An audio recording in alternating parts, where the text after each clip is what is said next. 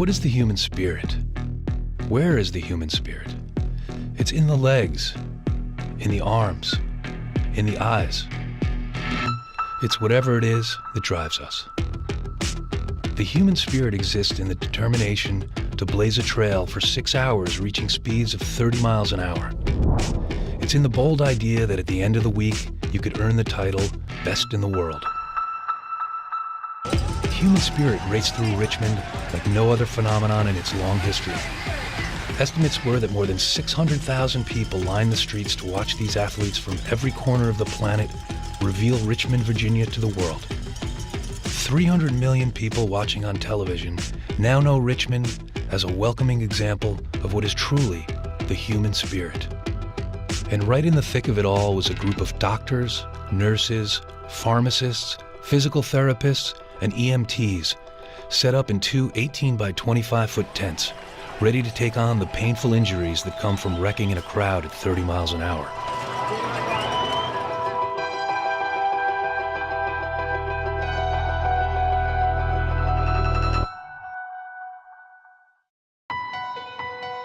It was somewhat shocking that Richmond, of all places, won the right to be the first American city since 1986 to host the World Championships of the Union Cycliste Internationale, better known as UCI.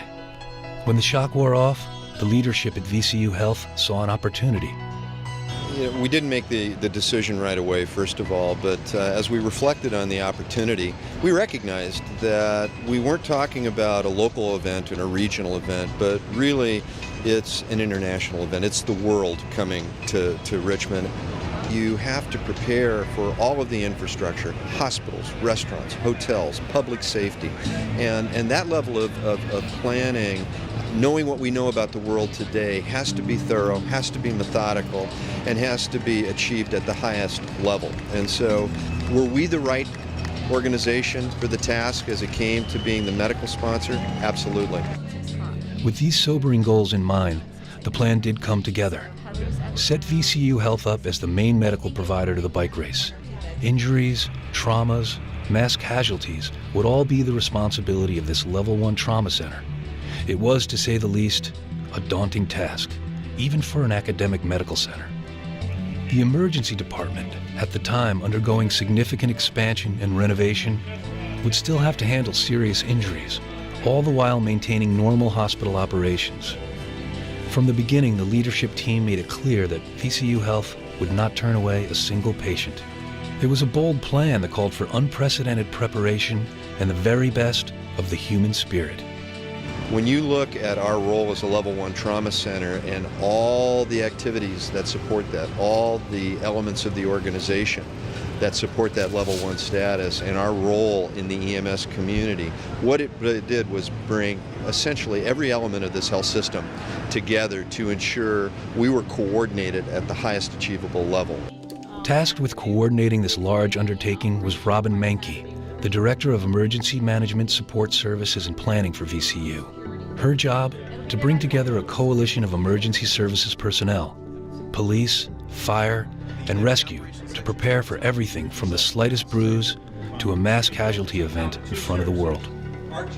I sat in a meeting this morning where the org chart was so huge it took up a whole wall, and you couldn't even read the names. They were so tiny because there were so many people who had put up so much time to make this event successful. Leading the medical team was Stephen Miller, an emergency department physician and VCU Health's director of the Patient Transfer Center. So I'm driving down the road, NPR is on, and all of a sudden I hear International UCI Bike Race, Richmond, Virginia, and my ears perk up. And then they say projected 300, 400,000 spectators coming into the city, and all of a sudden mind starts racing. What did I sign up for? The Boston Marathon bombing in 2013 came to the minds of a lot of people. When John Duvall first asked me about this, that was the first thing that went through my mind. It wasn't the excitement, it was what could go wrong, or how could we stop that from happening and where we sat. I think that that's probably my biggest concern. I know it's not going to be perfect. Hopefully, every good plan is changing constantly and we'll be able to adapt and move forward. One of the first things the team did was to ask caregivers in Boston to talk about the handling of wounded spectators and athletes in that attack. Just hearing their story, their preparation that they had, what they wish they would have had. So we took it again stepwise. We saw what we had in place and then what we felt like we needed. We needed resources, putting together a plan of if something, God forbid, were to happen on that scale, how would the communication work, who would be in charge of it, and how would the flow of patients receiving them from EMS, or even if they had to walk up to the hospital. All those things have been kind of considered, and it takes a team effort. To that end, the VCU team even practiced setting up an area of the hospital to treat patients exposed to radiation. Monitor again. Over the course of 2 years of preparation, hundreds of caregivers in every classification gathered in small groups and larger conferences to prepare for every possible outcome of the event. The goal was to methodically train in a way that would permanently elevate the skill level of every single member of this team. We have to be like we are every day at the top of our game. And the only way you could do this is by preparing both, physically and mentally with regard to this. Typical day, we're going to have several teams deployed. We're going to have a team that's specifically dedicated to the course with additional staffing, and then we're going to have additional staffing in the emergency department. The biggest advantage the team had going into the race was relevant experience. 1 year earlier, Richmond hosted the USA Cycling Collegiate Road National Championships. Building on the experience of those that had worked in the collegiate race or had just background in big event preparedness. So I think that at least gave us a feeling of, on a smaller scale, we've done a portion of this. As the countdown to the race dwindled from years to months to weeks and then to days, the reality of this awesome undertaking was impossible to avoid. We are 16 days and 10 hours out from the event, and no one is sleeping that's working on this team right now. We wake up in the middle of the night and we have to make a little list and post-it notes to make sure we remember it the next morning. 3 days before the start of the races, representatives from all the public safety agencies convened at the Unified Command Center to test out all its systems. This is the place where all the decisions are made. This is where we'll call the race. If a bad event happens, the people sitting in here will be able to do all of those decisions. It is probably the biggest regional collaboration that Central Virginia has ever seen. The day before bikes were to start rambling through town, Richmond, Virginia was undergoing a transformation. The greatest cyclists in the world were coming, and the world was watching.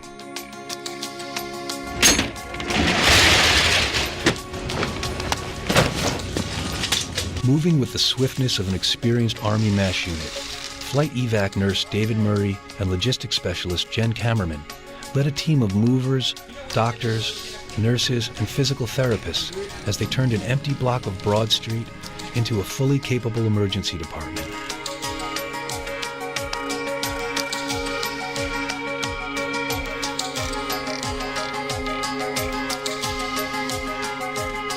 Just a couple of blocks away, bike race support teams from across the world descended on Richmond to begin their own preparation for the UCI World Championships.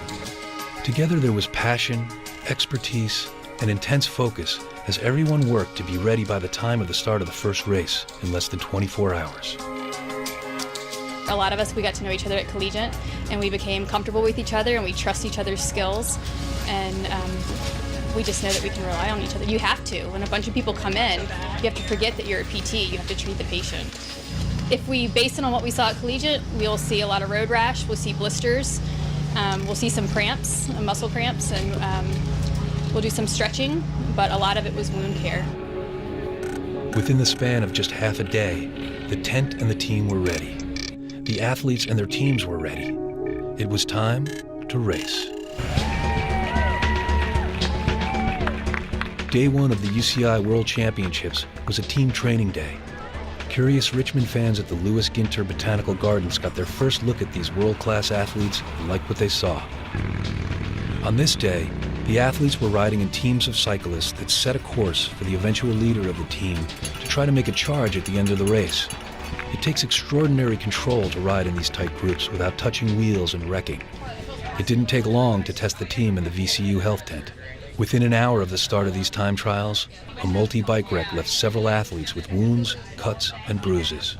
The medical tent sprung to life.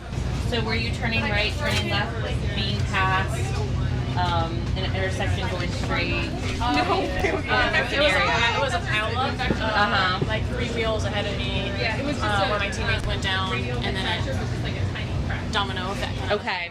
On day one, 2 years of preparation showed. That was the most organized medical treatment I've ever had after a race. Got everything treated, all the stuff, second skin, things that you normally don't get in medical. It's pretty awesome. I even got a little goodie bag of stuff. This is considered a successful first day, with some important reminders to each other for the days ahead, including keeping a sharp eye out for concussions, a not easily diagnosed condition. So my personal opinion is we should feed all of them, because then if they start puking on us, we know there's a problem, because that's one of the criteria, nausea and vomiting. But if you have an empty stomach, they may not throw up until they get home and eat something. You okay with just crackers? Right. Yeah. All right. Everybody gets crackers and Gatorade. So we need to make sure that we're giving good discharge instructions too. So we're telling all of them to come, that wash their wounds in the shower, and then come back to us and we'll redress in the morning. Or we're giving them like goodie bags of the dressings and saying, if like our girl said, I know how to dress it if you just give me the stuff. So we just gave her a ice bag full of supplies. So tomorrow morning, I mean, the first race starts at 11 or something. It's later in the morning. So tomorrow morning we may have a rush like we did last year. The next 2 days, the medical team got a front row seat to watch these champions go to work.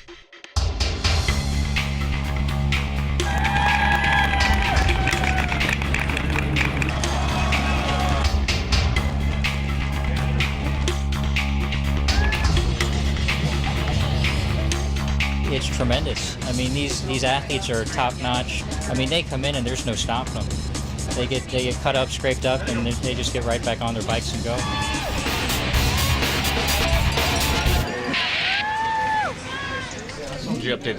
To attempt an endeavor on this scale, there are many people who have to be at full speed well before dawn every single day. The team at the hospital command center at VCU Health has already 2 cups of coffee into their pre-dawn ritual. 15 in the medical tent starting out this morning, 3 in doctors' cars. We'll also have a motorcycle on course. So everybody will go to the tent. We're on 4th and Broad, all right? And we'll give you your assignments.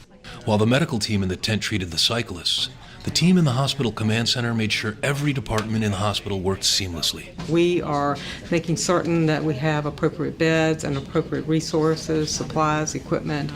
We are ready for any emergency that could happen. Logistics section. Less than a mile away, the Unified Command Center, set up at the Main Street Library, is buzzing with activity. This multi-agency task force is looking in every direction, leaving no area of the race uncovered. Today was the men's junior time trials. No pelotons, but a lot of speed. Later in the afternoon, Hungary's David Kovacs took a nasty spill and found his way to the tent. Well, I was going to the corner too fast and I lost control over my bike. I'm not happy with the result because I was not expecting a crash in this race. It's just blood inside, hematoma they call it, I think. Kovacs suffered a deep hand wound. He also scraped an arm that had been in the process of healing from another injury. He was in pain and concerned about whether he'd be ready to race again in 3 days. Within minutes, the team cleaned his wounds and applied a healing bandage called a second skin on his hand, easing the pain and protecting the wound so it would heal faster. Saturday morning, you can come in and we'll redress you if you need to. Here's your goodie bag, sir. As he headed out of the tent, there was little question that Kovacs would race again. The crowds at this time began to truly swell in anticipation of the bigger races ahead. Little did anyone among the thousands who were gathered outside the hospital know the VCU Health Transplant team was in the process of making a critical decision. Tawanda Kreider, who had been living with kidney disease for years, needed a transplant to rid her life of dialysis treatments. Suddenly, in the middle of it all, a donor kidney was available. The donor kidney was on the way from Baltimore. It could not be out of the donor's body for more than 24 hours. With major arteries into downtown Richmond blocked by race traffic, everything had to be orchestrated down to the last minute. When we found out about the bike race, the first thing, there were a lot of emails chain going around that what are we going to do, how are we going to do this. We talked to John Hopkins, said this is going on, it might delay at least for 2-3 hours easy. So we decided, okay, let's bypass the traffic, let's go by air. And it was decided well before they came to the hospital. Tawanda's sister Artis had offered to donate her kidney to Tawanda, but they were not a match. Yet she donated a kidney in a swap that made it possible for Tawanda to get her kidney. This is my sister. I would do anything for my sister. There was never a question of should I not do it. It was more of a question of how soon can we do it. Within 3 hours, hundreds of cyclists raced through Richmond. Tens of thousands of fans gathered to watch them, and Tawanda Kreider received a new kidney. Once I got the kidney, I was like, oh, I didn't realize how much I was feeling bad. But I feel wonderful now.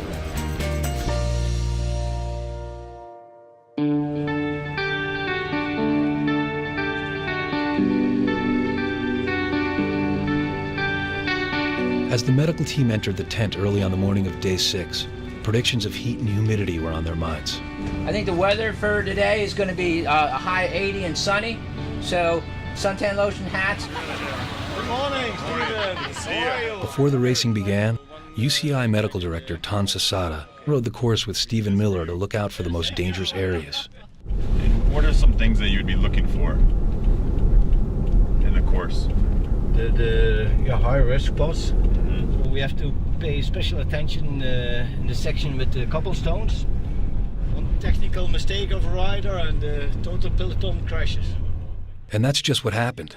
After a multi-bike wreck, several cyclists came into the medical tent. Right upper arm and a race. The combination of speed and pavement left several of these athletes with significant and painful cuts and abrasions.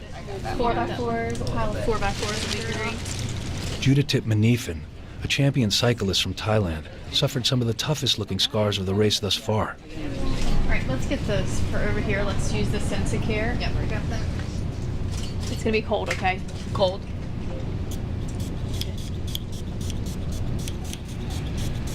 Protect it. Okay, we'll give you the numbers. When do you race? Tomorrow? Saturday. Saturday. If you want to come see us tomorrow and Saturday morning, we'll get you ready for your race. Maybe Saturday morning. So tomorrow, back to clean again, and before the race starts. Yeah, it's just bad luck. Just touch the wheels and crash. Yes. Then a second rider came in, writhing in pain after colliding with a car. With each patient, the medical team went to work, first assessing whether the rider needed to head to the emergency department or continue riding at all. Look towards me, chin to the chest, all the way back. Does it hurt? Now bend. Bend. Does it hurt? Anything like that hurt? That's good. In a helmeted patient, a neck injury, an occult neck injury would be our big concern.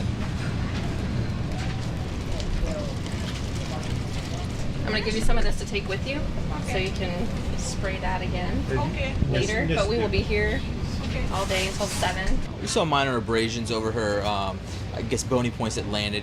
She was found to have struck a car and flipped over her handlebars. There was no life-threatening injuries that we were able to immediately assess. So I think we were able to stabilize her and send her back out to compete.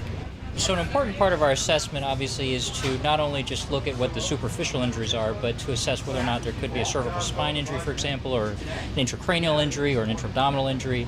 And fortunately, she didn't seem to have any of those signs to suggest that at all. You going to be able to race again? I think so. Tomorrow I have a race. If everything will be okay, I start, of course.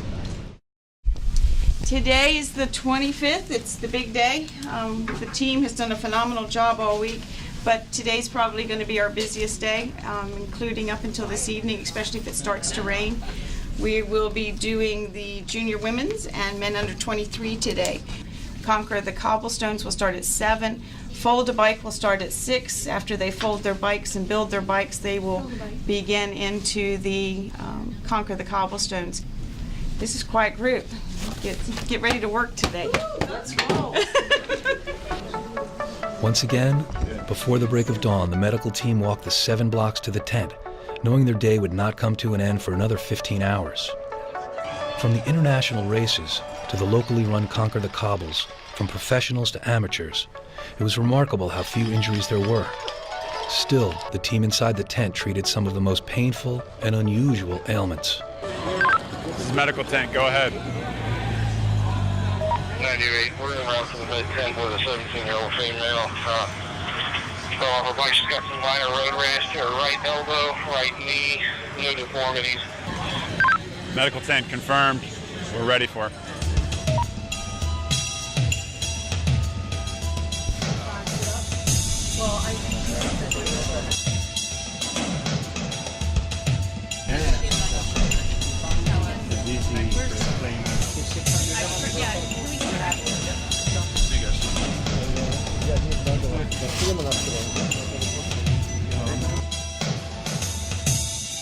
She had injuries of abrasions, road rash, but also had some concerning areas in her shoulder and hip that we wanted to check out a little bit further. So we transported her to the emergency department, and they're ready to receive her, and we'll probably get a few x-rays and go from there. Meanwhile, Judith Manifin returned for follow-up wound care. Her wounds were healing, but more work needed to be done to ensure she could race the next day. I'm going to do this loose so you can still bend your knee. Okay. Her wounds are looking like they're healing well, but she just wanted a dressing change, and she was having a hard time. One of the dressings, I guess, she had put on too tight, so it was hard for her to bend her knee. So today we just covered it with the second skin and put some flexible tape across it so that she could bend her knee a little more easily when she's riding her bike. Thank you. Then the unexpected. 3 riders came into the tent with some sort of gastrointestinal ailment. They suffered from incapacitating nausea. I've been feeling sick the whole day. This is where the language barrier added complication. With no visible bruises or abrasions, communication was the best way to find out just what happened. Did he eat lunch today or breakfast? From Google Translator to translation graphic symbols to coaches who could also speak English, the team gathered evidence and went into treatment. Normal resting heart rate? What is heart rate it is normally? Normally? For professional cyclists? For him. Сколько у тебя, пульс? Вообще, 60. 50? When he's 60. Resting. Okay. Any stomach pain? The medical team determined, since they were staying at different hotels, it's possible a bug got around some of the cyclists, causing their illness.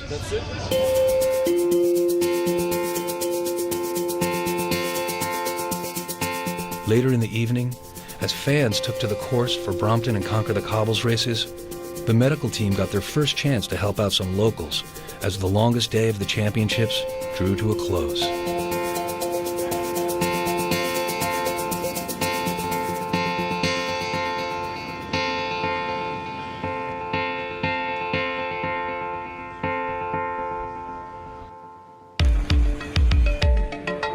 After 7 days of setting up and working all the preliminary training and races, the busiest and most intense race of the week was approaching, along with a very real threat of rain. In the fan zones, or whoever, we actually have some rain gear. These clear ponchos, they actually work really, really well. Day 8. The forecast, early rain. The result, a lot of skin making contact with a lot of pavement. There were at least a dozen wrecks throughout the course, and soon the medical tent was filled with riders suffering from cuts, skin tears, and bruises.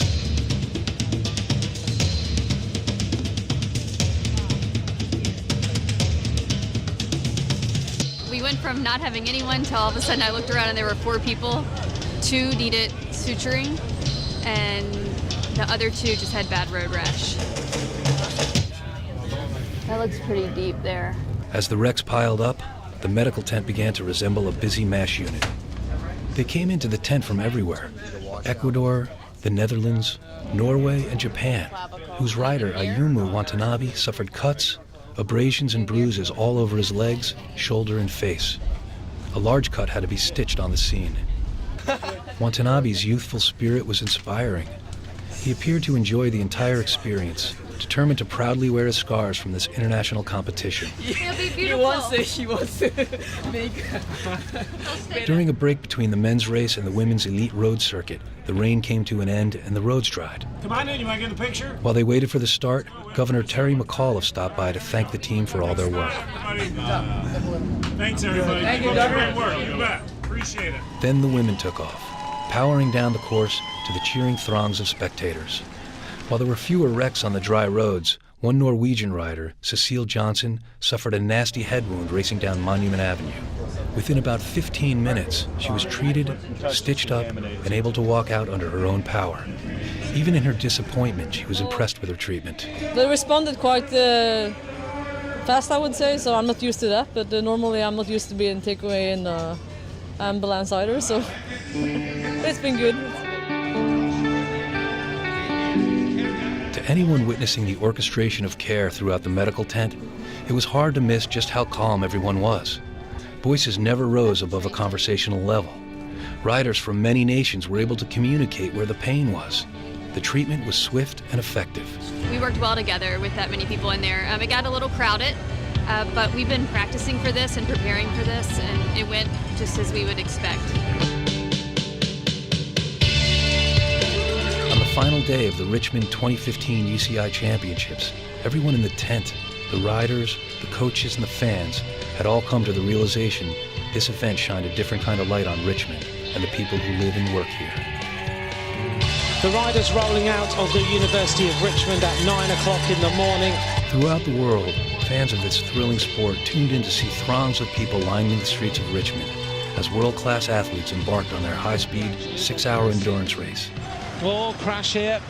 One rider's gone down, and the Costa Rican rider has hit the deck. I'm not sure who that is. This Costa Rican rider suffered multiple abrasions and was clearly in pain.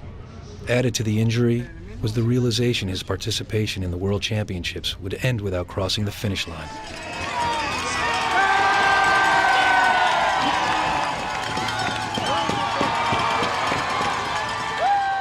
By the time Slovakia's Peter Sagan celebrated his World Championship, the medical team in the tent began to break down their temporary home with the satisfaction of a job more than well done. In fact, by the time the tent was nearly cleared, UCI's Chief Dr. Tone Sasada let the VCU health team know that they set a new standard for caring for the world's greatest cyclists. You are the best. When VCU embarked into this medical sponsorship, they created another legacy that will last far beyond the race. Shift for Health was coined to define the institution's focus on wellness for both employees and the community. We tried to use it as a springboard for our own health and promotion of health and wellness. So we're trying to get people to take the stairs instead of the elevator, and just trying to have fun with it and to put it out there in front of people so people can see that it can be hard work, but it can be a lot of fun and rewarding to do it. And then, just like that, it was done. A 2-year marathon of preparation for an event that raced by in 9 days. A new international standard had been set. The human spirit was and is alive and well in Richmond. To a team that I couldn't have done this without. Thank you so much. The people that worked this 9 days truly came together, laid it all out there, and committed themselves, and this would not have happened without them. So this was an amazing team effort, and it was fantastic to be a part of.